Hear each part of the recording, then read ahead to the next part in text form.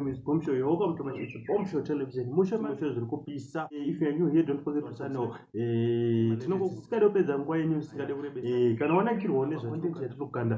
Please go subscribe and like also go share and go comment my videos. Let's get into each story of today. Ndipo mana zvirisei rega ndakada kutenda she vari kusupporta channel yedu each and every day. We're seeing my improvements right now. Ndauya latest video riri kutendera riri kupisa zvaizvo zvira end muridzo achiratidza denhi rekumusha raari kuvaka.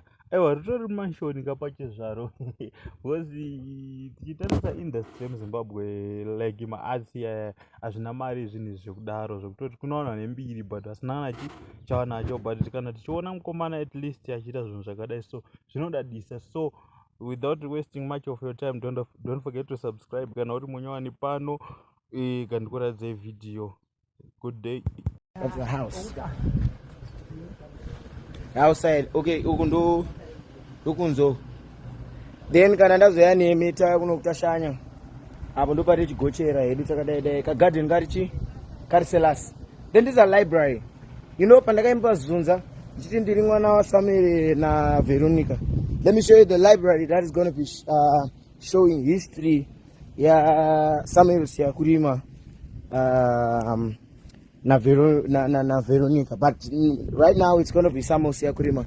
It's going to okundoka take standarira and all of that. And then kunoku it's still work in progress. Saka pani chesa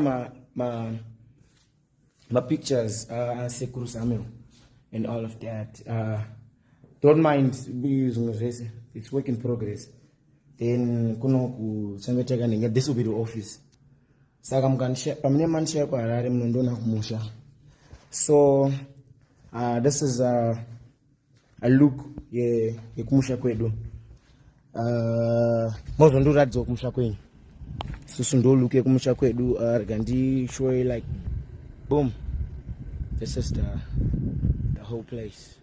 Takadaiso. Hallelujah, hallelujah. See, catch you later.